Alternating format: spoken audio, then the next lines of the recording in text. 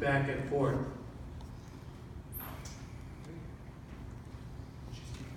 She's keeping, okay, yeah. She's keeping the time back. If you get 2 minutes, you'll get a 1:30 and a 0. Okay, well, thank you all for the ones that did come. I appreciate that. I know some of you are probably here because you're also running. My name is Steve Soyka. I am a candidate for Stearns County Sheriff. A little bit about myself. I'm born and raised in St. Cloud. I got my degree in criminal justice from St. Cloud State. I got lucky enough to get hired around central Minnesota. Way back in 1991, I started my career at the Bentrud County Sheriff's Office. And in 1996, I was able to come over to the Stearns County Sheriff's Office, and have been working there ever since. I've done a lot of things in the Sheriff's Office that I think makes me a viable candidate for running for Sheriff.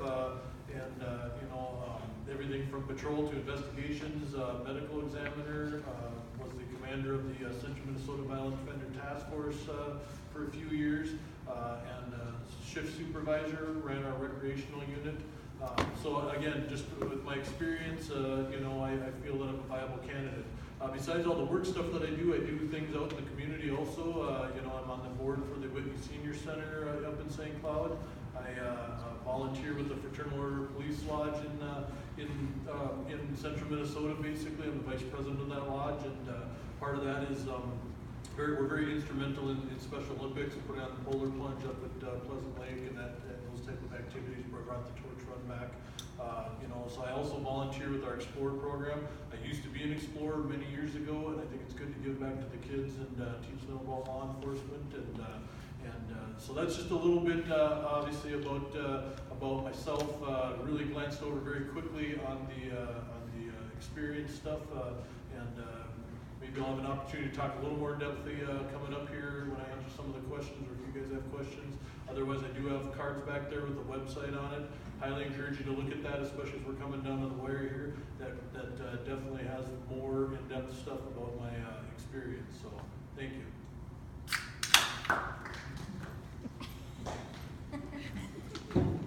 Hello, everybody. My name is Dave Bentrud, and I'm police chief in Lake Park, and I am running for Stearns County Sheriff. And I live in Sartell off of Pine Cone Road, and I've been running, gosh, it's been a year. I think it seemed like just the other day we were out here for a business expo in the gym, and the time is going by so fast. But I grew up in Glenwood, which isn't all that far away, and I had kind of a painful memory when I was a kid. I shattered my collarbone in a basketball tournament in a Kimball gym, and so that was some fond memories of Kimball back in the day. But anyway, I grew up in Glenwood, like I said. I've got 2 boys and 2 girls. The girls are older. I've got a junior in college and a sophomore in high school. And my experience coming out of college, I went to University of St. Thomas, played football there, criminal justice degree. However, I did not go into law enforcement immediately. I spent some time in the private sector, in banking and in the finance area, but the desire to be a police officer never went away, so I changed careers. I was probably 30 years old when I made the career change to law enforcement, and very glad I did. I really enjoy what I do. 16 years at St. Cloud Police Department, did a variety of things there. Mostly patrol, but dare officer. I was on their SWAT team for 12 years. We were co-located with the Stearns County Sheriff's back then, back in the Law Enforcement Center, so I worked pretty closely with Stearns County. State level experience, I was appointed to the post board by Governor Dayton for 5 years, which is the licensing entity for police officers. I'm second vice president for the Minnesota Chiefs of Police Association, so I've got experience both locally as well as at state level. The master's degree from St. Cloud State, taught adjunct there for 23 years. Advanced education from Northwestern University and their School of Staff and Command. So a variety of educational opportunities have been afforded me in my career. So look forward to talking to you some more.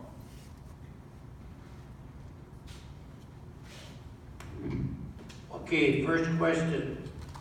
What are your top priorities if elected to office?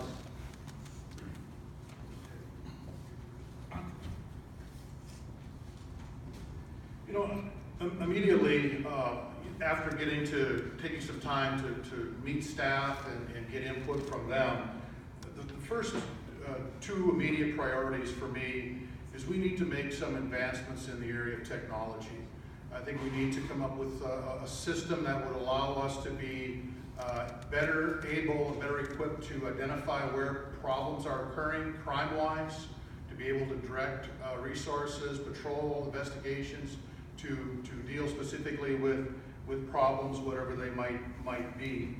And the other immediate issue, I would say, is the jail. We need to do some things to shore up the staffing. I know they've got some individuals in training, but they're also expending a lot of overtime to maintain minimum staffing levels in the jail. And so we need to do some things. Recruiting and retention in jail is an immediate priority in my mind. So, thank you.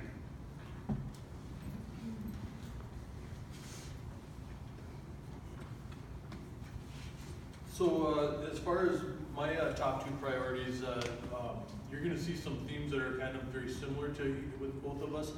Staffing is one of the things that really kind of leads me into the question number 2 that'll be coming up, so I'll kind of save that for that. But one of the things that I want to do when I get into the office is adopt more of a community-oriented policing model for our sheriff's office, get our people out in the community more interaction with the public. I've had the opinion over the last few years that we've been closing ourselves off as a sheriff's office, and especially at the admin levels, as far as interacting with the communities and even coming down here to like the business expo with the Kimball Police Department, doing those kind of interactions. So that is one priority, is to change kind of the philosophy or mindset in the sheriff's office to be much more community oriented.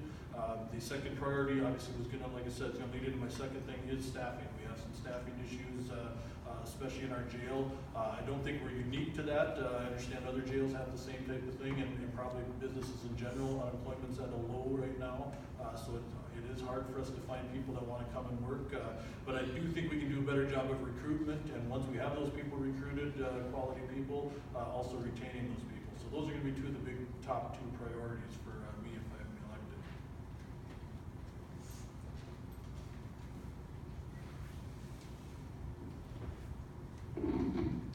Question 2, what do you feel is the biggest challenge you will face if elected?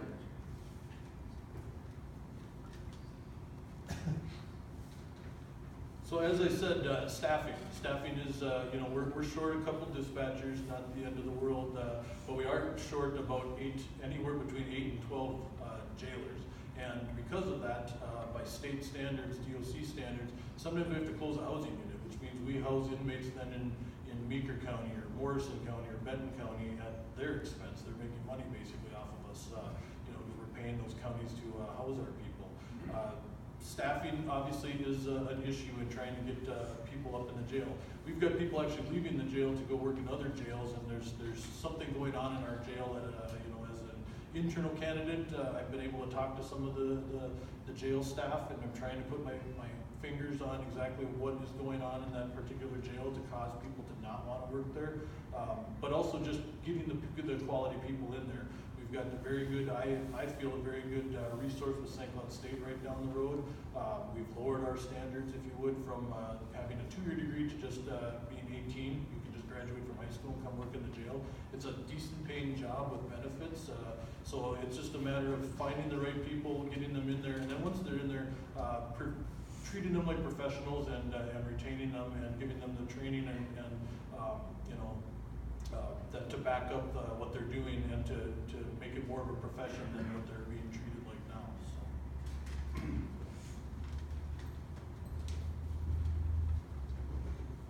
I believe the biggest challenge Stearns County Sheriff's Office is going to have is related to facilities, and specifically the jail and the law enforcement center. Last year, Stearns County paid out about $850,000 a year to house inmates in other facilities. Of that, about $200,000 was juveniles, which are more expensive than adults. But that's a lot of revenue going out to house inmates, and so some things are going to need to be done there. We need to do some things on the juvenile side as well. It's very expensive to be transporting juveniles to different secure facilities when that is warranted. And to look at a different facility, whether it's downtown or maybe somewhere else, to possibly be a regional juvenile not treatment, but a secure facility that would allow us to cover our costs and give us the secure facilities that we need. They're gonna have to do something. The county's retiring some debt here in the next 3 or 4 years, so they're gonna need to figure out something for the jail long term. That also has implications with dispatch too. I believe our comm center is understaffed. They're gonna need to do some things. And even if we could hire 10 or 15 more dispatchers, there's no place for them. And so I think we also need to start looking at possibly being maybe a joint PSAP or joint comm center with area counties possibly, as a way to save taxpayers some dollars.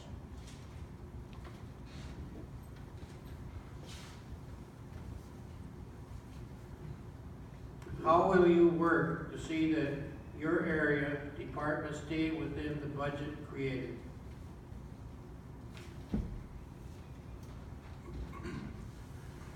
Well, as police chief in Way Park, I've got over 10 years of setting a budget and monitoring a budget. I look at our expenses pretty much every day. When we set our budget for the year, it's generally set for the year. We pretty much know what our personnel costs are going to be, which is far and away our largest cost is personnel. There are situations that happen throughout the year that you don't expect, and so you adjust accordingly. But in my 10 years, I've always stayed under budget and given some money back to the city. And again, I think it's just a matter of monitoring, taking advantage of opportunities to save where you can, and trying to be efficient. We're using technology as best we can. I'm frustrated with our inability to get access to technology that would help us be even more efficient, but we're using smartphone technology on crime scenes. Officers use a smartphone to, we've gone from 3 devices down to 1, which again is saving some money and building in some efficiencies. When it comes to taking statements, pictures, video, we have 1 device, not 3. So you just try to be creative where you can to save and to stay within budget.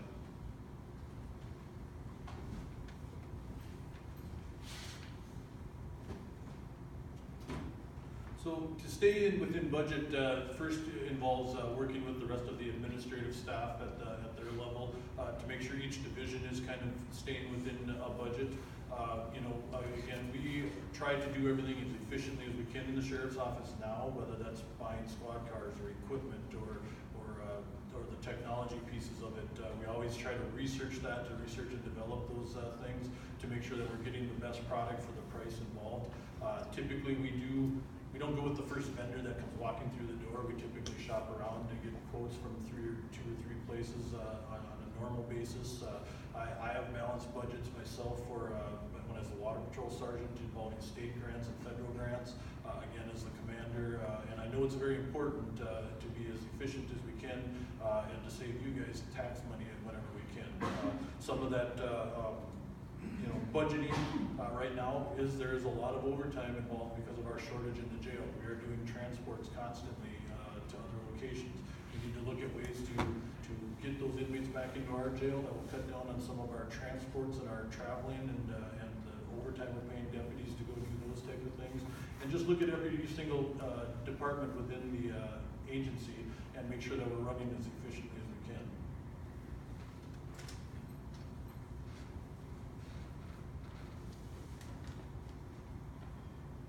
How important is communication to you with the people that you represent? I got smart to stay standing. So. I mentioned it with question number 1. Community-oriented policing is where I want to get our agency. I want to do much more with the community, outreach type programs, get our officers, we started a part-time school resource officer after we canceled our DARE program after 30 years in the county, so that meant we had nobody in the schools at all. So communication is huge with me, a lot because of the whole community-oriented policing side of things.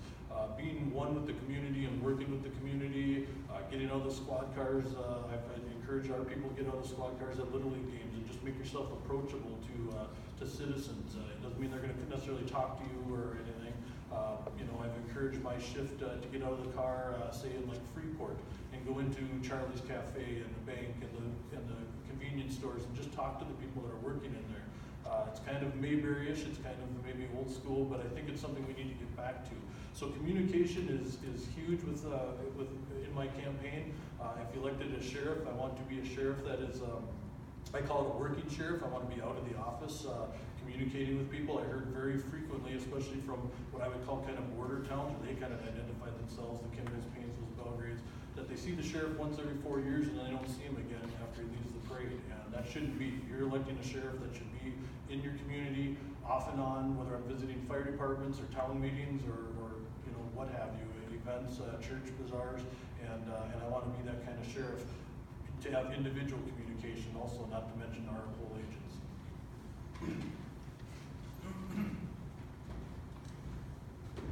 I would say that within my first few weeks of being sheriff, that I would look to create a countywide advisory committee, task force work group, where I heard several times over the past year that just remember, if you get to be sheriff, the county line doesn't end just west of St. Joe and things like that. And I, being growing up in Glenwood, being a small town kid at heart, I took that to heart and I heard what people were saying. So I would reach out to county boards, or township boards, excuse me, city councils, the business community, school district, to talk with them about how the county sheriff's office can go about communicating more effectively.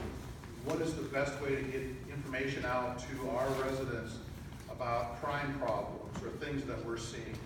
Because if they're not seeing deputies patrolling, they should at least, and hopefully they do, but they should also be hearing from us as far as, again, things that we're seeing and what's the best way to do that. Not everybody has social media, so what can we do to try to engage as many people as we can? So again, that information sharing is extremely important, and it would definitely be a priority as sheriff.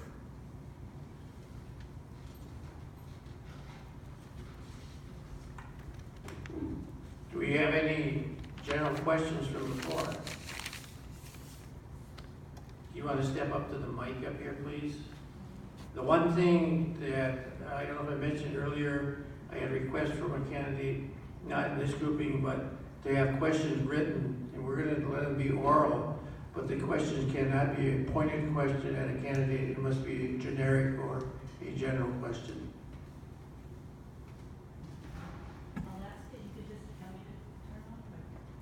There's push the on button on the mic.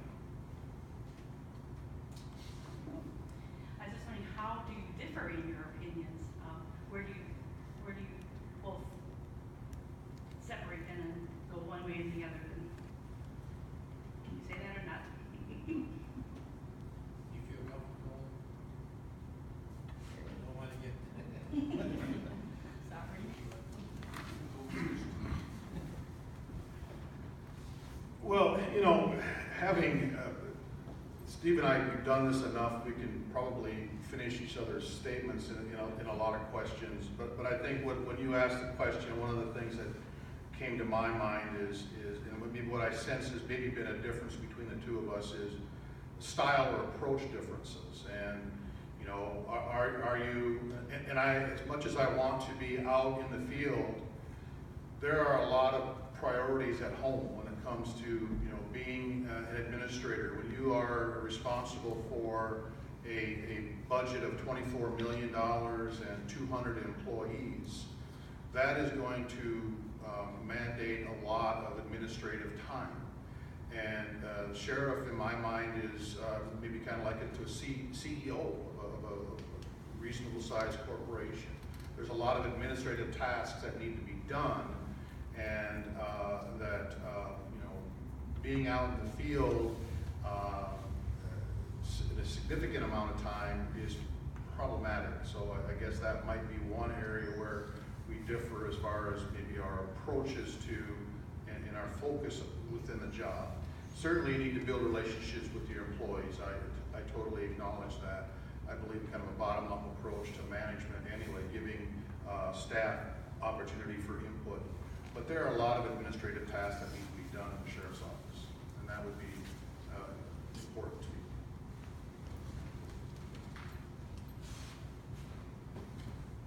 So I appreciate that question because we did talk and it did probably sound very similar in nature. But, you know, obviously just standing here before you, I'm an inside candidate. Dave is an outside candidate. There are some virtues to being an inside candidate, just like I'm sure there's some virtues to being an outside candidate. I, of course, believe that because I've already developed those relationships with the workers, number one big difference, I can take off on day number 2. I don't need to meet the staff and learn about the world of sheriffing. I've been in sheriffing, if you would, if that's even a word, for 27 years between 2 sheriff's offices.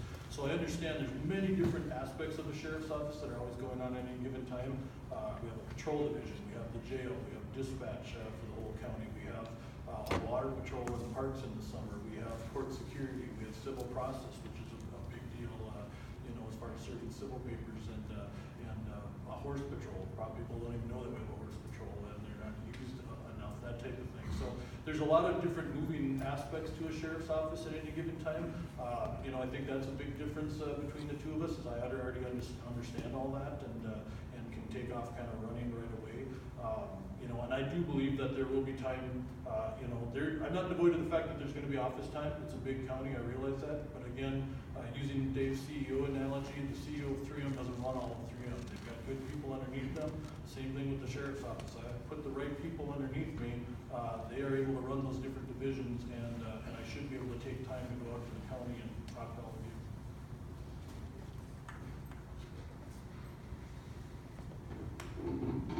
Any other questions from the floor? If not, then we'll move to the summaries. I think it's being we have adequate amount of time. Let's change the time of summaries from 1 minute to give them 2.5. 2.5 minutes of summary.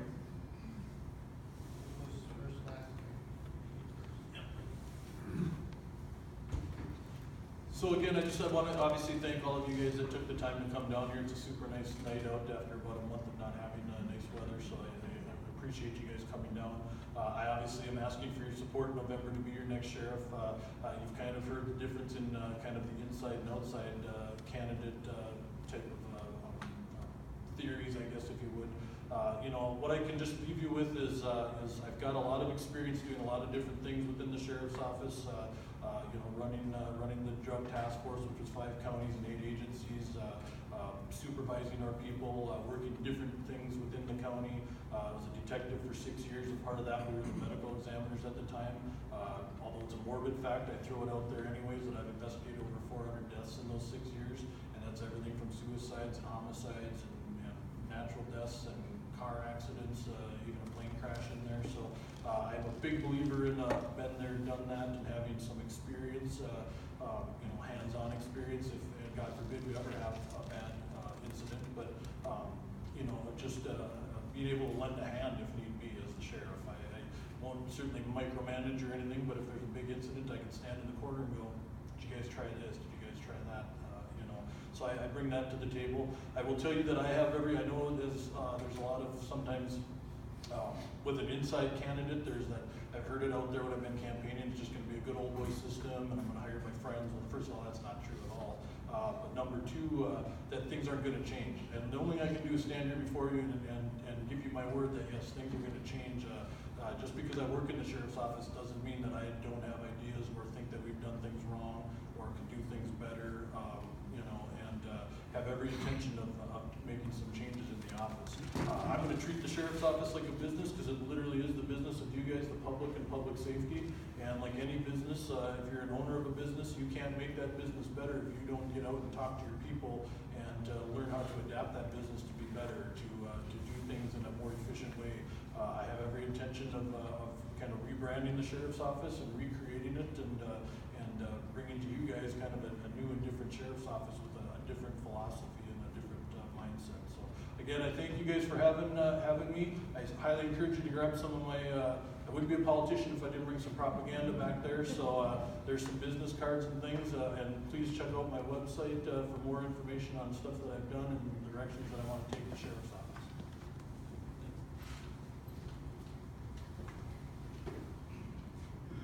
Again, I likewise appreciate the opportunity to be here tonight and to share a vision for the sheriff's office. Many of the ideas are shared, and that is true. And I think that I guess it kind of depends on how you look at things. And I guess as the outside candidate, I believe I have a perspective, and I have a set of experiences that make me uniquely qualified to be the next sheriff of Stearns County. And the county did a study last fall, ICMA study, that talked about the relationship between the sheriff's office and the local police agencies. And the word that was used in that study was strained. And as a person coming from the municipal policing background, 16 years at St. Cloud Police Department, 10 years as chief in Wade Park, I have a strong idea about what it's going to take to maintain or build a strong relationship between the cities and the county sheriff's office. Because I have been frustrated with our inability to be able to move forward on initiatives related to technology that would allow us to be more effective. If the county doesn't want something because they own the server, we're a renter on the system.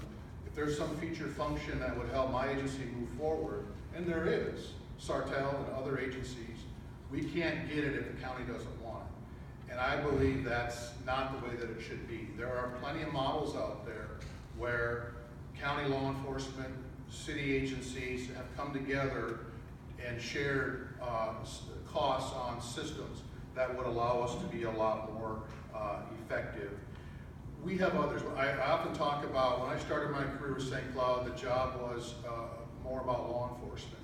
The issues that we have today related to sex trafficking, which is affecting our young women out in small rural areas like Kimball, Bentrud and Belgrade. We've got to come together on those things.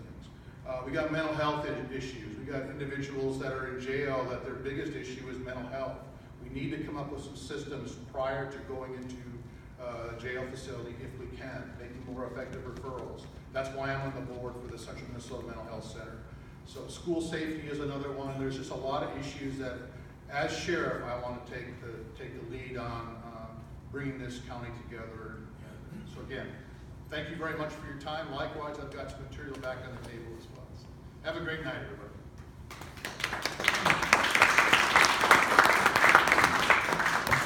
Yeah, thank you, the two of you. Actually, we got about 5 minutes, so if you want to step back out to your tables and you want to step up and ask some personal questions, 20 minutes after is when we start the school board, so take a break. There's lots of cookies over there, so fill yourself up and everything. But thanks very much to the two of you.